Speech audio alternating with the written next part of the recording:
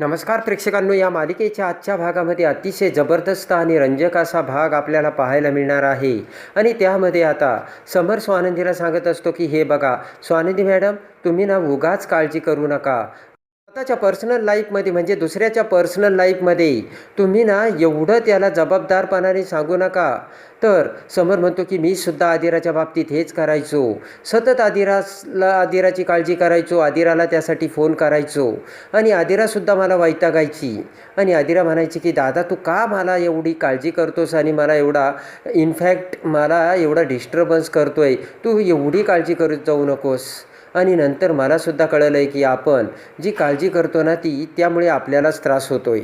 आणि प्रत्येक गोष्टीला मर्यादा असतात आणि त्या मर्यादाच्या पलीकडे आपल्या त्या गोष्टीवरती कंट्रोल नसतो, हे आता माझ्या लक्षात आलं आहे, असे आता समर स्वानंदीला बोलतो. स्वानंदी म्हणते की मग काय करायचं आहे? तर समर म्हणतो की हे बघा आता ते तुम्ही ठरवायचं आहे. मी फक्त माझ्या अनुभवातून पुढे काय होणार ना आणि कसं करायचं हे तुम्हाला सांगितलं. आणि समर म्हणतो की एक वेळ अशी येईल की त्यावेळेस आता सुस्मिताला कळेल की आपलं वागणं चुकीचं आहे आणि मग त्यानंतर ती थांबेल.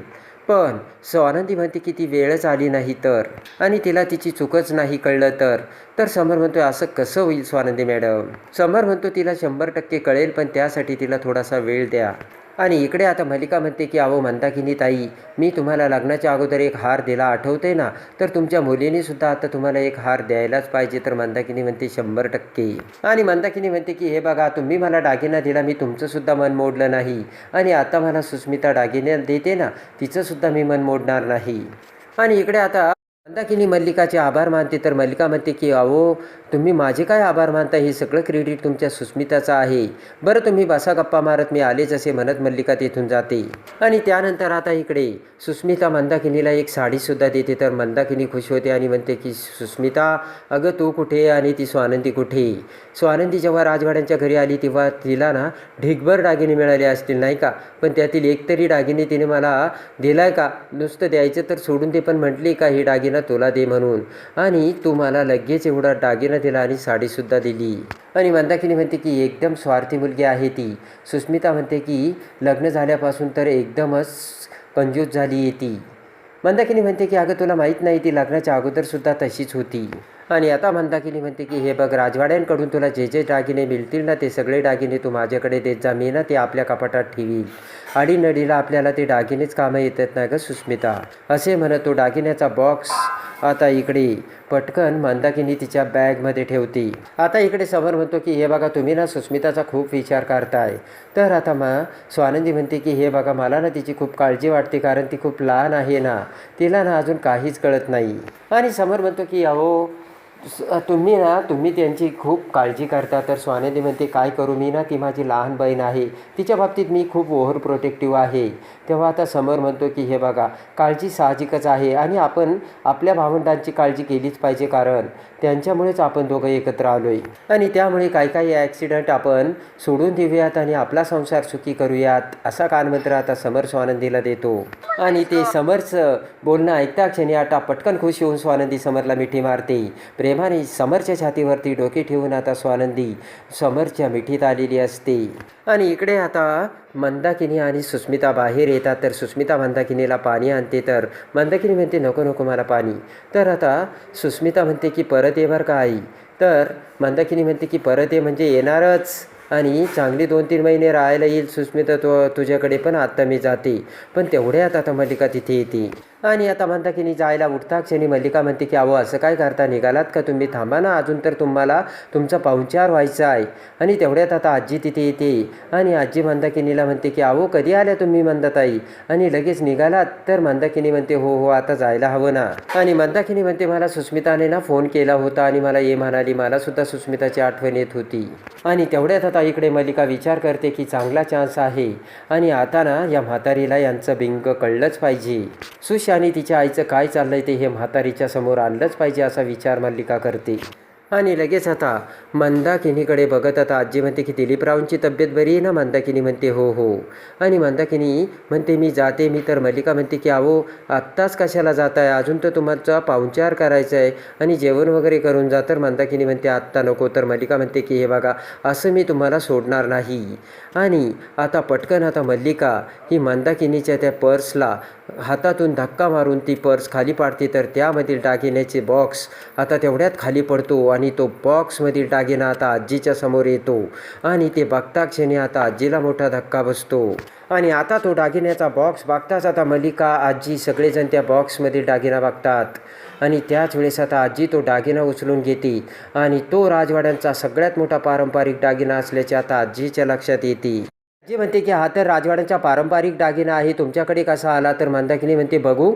तर लगेच आता सुस्मिता म्हणते की मॉम सांग ना का गं मीच तुला दिला म्हणून. तर मंदाकिनी मान हलवते आणि आजी म्हणते की हा राजवाड्यांचा पारंपरिक दागिना आहे, तू असा कसा त्यांना देऊ शकतेस. आणि लगेच आता सुस्मिता म्हणते की म्हणजे मी अधिकार माझ्याकडे आहेत म्हणून त्यांना गिफ्ट देऊ शकते ना. तर मल्लिका म्हणते की अगं सुश आईला असं नाही बोलायचं. तर तेवढ्यात समर आणि स्वानंदी तिथे येतात आणि लगेच आता स्वानंदी मंदाकिनीकडे बघत म्हणते की आई तू कधी आलीस. तर त्यांच्या चेहऱ्यावरचे तो गंभीर भाव बघून समोर म्हणतो आजी काय झालं. आणि आजी म्हणते की बघ ना रे पिंट्या, अरे ती सुस्मिता आपला पारंपरिक राजवाड्यांचा दागिना परस्पर तिच्या आईला देत होती. आणि लगेच आता स्वानंदी म्हणते की सुस्मिता काय. तर सुस्मिता म्हणते हो मी मम्मालाच दिला ना, विकायला थोडाच काढला होता का. आणि लगेच आता स्वानंदी म्हणते की तू काय मूर्ख आहे का. तर तेवढ्यात समर म्हणतो 1 मिनटं शांत बसा. आणि समर म्हणतो की आजी दिला, एक दागिना दिला तर काय एवढं झालं. आता मात्र इकडे स्वानंदी मल्लिका सगळ्यांना धक्का बसतो. समर हा काय बोलतोय. आणि आता आजी म्हणते की पिंट्या विकत घेतलेला दागिना असता तर मी काही बोललेच नसते. आणि लगेच आता आजी म्हणते की पिंट्या हा दागिना तुझ्या आईच्या गळ्यात कायम असायचा. तर आता समरला मनातून धक्का तर बसतो. आणि लगेच आता आजी म्हणते की म्हणजे पिंट्या दागिन्याचं जाऊ दे, पण तिची ही परस्पर हे असं करण्याची 3री वेळ आहे. आणि आजी म्हणते की काल झालं ते अर्पिताचं प्रकरण आणि आता हे प्रकरण. अरे हिच्यावर विश्वास कसा ठेवायचा, तिजोरीच्या चाव्या हिच्याकडे दिल्या. आणि लगेच आता सुस्मिता म्हणते की काय चुकलं मग माझं. तर स्वानंदी म्हणते की सुस्मिता अगं कोणत्या टोनमध्ये बोलते तू, आजीशी बोलते तुला कळतंय का. आणि इकडे आता स्वानंदी म्हणते की सुस्मिता तुला कळतंय का राजवाड्यांचा पारंपरिक दागिना तू आईला कसा देऊन टाकलास आणि आई तू कसा काय घेतलास. आणि लगेच आता मंदाकिनी म्हणते की आजी लहान आहे ती, तिला माफ करा, तिला काही कळत नाही, तिने दिला आणि मी घेतला. तर आता आजी म्हणते की हिच्याकडे अधिकार देऊन ना पस्तावा आलाय, हिला ना काहीच कळत नाही आहे. तर मंदाकिनीला धक्का बसतो. आणि लगेच आता आजी म्हणते की आता ना घराच्या किल्ल्या परत माझ्याकडे घेण्याची वेळ आली आहे. तर आता सगळ्यांना धक्का बसतो. तर आता सुस्मिता म्हणते की नाही ग्रॅनी आजी तुम्ही असं करू शकत नाही, अजून माझ्याकडे अधिकार आहेत. आणि लगेच आता मल्लिका म्हणते की जाऊ द्या आई, मी तुम्हाला सांगते घरातले अधिकार ना अशा लहान मुलींना मिळाले नाही पाहिजे, ते एका अनुभवी आणि खूप एक्सपिरियन्स असलेल्या बाईला मिळाले पाहिजे. तर लगेच आता आजी म्हणते की हो हो ते तिलाच मिळतील. आणि लगेच मल्लिका म्हणते की सुस्मिता आता तू जरा शांत राहा. मल्लिका आता स्वानंदी समोर येते आणि मल्लिका म्हणते की हे बघ स्वानंदी तू काळजी करू नकोस, या बाबतीत ना आज मी माझ्या सुनेला अजिबात पाठीशी घालणार नाही, चूक ती चूकच आहे. आणि लगेच आता आजी म्हणते की सुस्मिता किल्ल्या परत दे. तर सुस्मिता म्हणते नाही ग्रॅनीला मी किल्ल्या देणार नाही, तुम्हीच मला दिल्या होत्या ना. आणि लगेच आता सुस्मिता म्हणते की तुम्ही अशा किल्ल्या माझ्याकडून घेऊ शकत नाही. तर आजी म्हणते मी देऊ शकते, तर घेऊसुद्धा शकते आणि तुझ्यावरती आता भरोसा राहिला नाही. मी एकदा तुला चाव्या दिल्या होत्या आणि त्या मीच दिल्या होत्या आणि त्या मीच परत घेते. आणि लगेच आता आजी म्हणते की चुपचाप किल्ल्या परत दे. आणि लगेच आता गुपचूप आता सुस्मिता तिच्या कमरेच्या चाव्या आता इकडे आजीच्या हातात देते. तर मल्लिका खुश होते, कारण मल्लिकाला वाटतं आता ह्या चाव्या आपल्यालाच मिळणार. आणि लगेच आता त्या चाव्या आजी आपल्या हातात घेऊन स्वानंदीकडे जाऊ लागताच मल्लिकामध्ये येते. तर आजी म्हणते तू होय का बाजूला मल्लिका. आणि मल्लिका बाजूला होते. तर पटकन स्वानंदीकडे त्या चाव्या देत आजी म्हणते की हे बघ स्वानंदी, सुस्मिताला मी त्या चाव्या दिल्या होत्या, पण तिची पात्रता नाही आहे ह्या चाव्या सांभाळण्याची. तेव्हा ह्या चाव्या तूच सांभाळ आणि तुझ्याकडे होत्या तेव्हा घर अगदी छान मजेत चालू होतं. तर आता स्वानंदी म्हणते की आजी या चाव्या तुमच्याकडेच राहू द्या ना आणि सुस्मिता आणि मी तुमच्या अधिकाराखाली राहू. आणि आता आजी म्हणते की आत्तापर्यंत या चाव्या मीच सांभाळल्या स्वानंदी, पण आत्ता यानंतर या कुटुंबाचं भविष्य तू आहेस. आणि आजी म्हणते की ते घडवायची ताकदसुद्धा तुझ्यामध्ये आहे आणि म्हणून या चाव्या तुझ्याकडे ठेव. आणि स्वानंदी त्या चाव्या हातात घेत आता आजीला म्हणते की आजी मी तुमचा विश्वास शेवटपर्यंत जपन. तुमच्या विश्वासाला मी कधीच तडा जाऊ देणार नाही असे म्हणत स्वानंदीने त्या चाव्या हातात घेतलेल्या असतात आणि झालेला असतो तो मल्लिकाचा जळफळाट. रागाने तिरप्या डोळ्याने मल्लिका स्वानंदीकडे बघते आणि ते सगळं बघून आता सुस्मिता म्हणते की हे सगळं काय चाललंय, ही काय मस्करी आहे का? आणि सुस्मिता म्हणते की हे सगळं परत ताईकडे कसं जाऊ शकतं? तर स्वानंदी म्हणते बस सुस्मिता, आवाज खाली. आणि लगेच आता सुस्मिताकडे बघत स्वानंदी म्हणते की या भाषेत तू बोलू नको सुस्मिता. आणि आई, तुला जो सुस्मिताने राजवाड्यांचा पारंपरिक दागिना दिला ना, तो या घरातला सगळ्यात मोठा पारंपरिक दागिना आहे, तो परत दे. पटकन मंदाकिनी तो दागिना पुढे करत म्हणते हो हो घे ना, घे स्वानंदी घे, आणि मी जाते बरं का इथून, असे म्हणत आता मंदाकिनी तिथून पळ काढते. आणि लगेच आता सुस्मिता म्हणते की ताई तू हे मुद्दाम केलंस ना, मला कळत नाही असं तू समजू नकोस. रागाने आता सुस्मिता तिथून निघून जाते.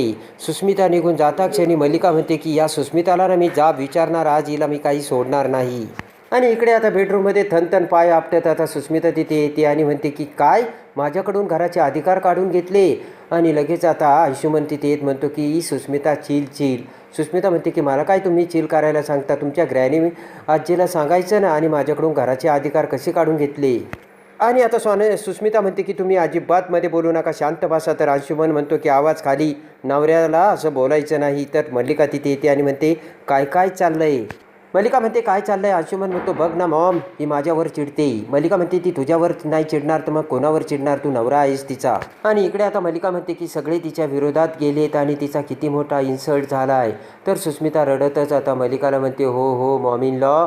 आणि मल्लिका आता सुस्मिताला मिठी मारते. मल्लिका म्हणते हे बघ सुश, तुझी काही चूक नाही, पण सगळ्यांच्या समोर मला तुझ्या विरोधात बोलावं लागलं. आणि मल्लिका म्हणते की तुला कळलंय का, स्वानंदीला माहीत झालं होतं की तू आज आई येणार आहे आणि तिला दागिना देणार आहे, म्हणून आज बघ ती कशी मुद्दाम घरी राहिली आणि समरला सुद्धा तिने घरी ठेवलं. आणि सुस्मिता म्हणते की ताईला कसं कळलं की मी मम्माला ज्वेलरी देणार आहे म्हणून, मी तर कुणाला सांगितलंच नव्हतं. मल्लिका म्हणते की ती आपल्याला कल्पनाही नाही, या घरात तिचे हेर आहेत सुश. मल्लिका म्हणते बघितलं का, बरोबर सगळ्या बातम्या कशा तिला बरोबर मिळतात. मल्लिका म्हणते बघ ना, तिच्यामुळे आई तुला भडकल्या आणि सगळ्यांच्या समोर तुला तोंडावर पाडायचं होतं.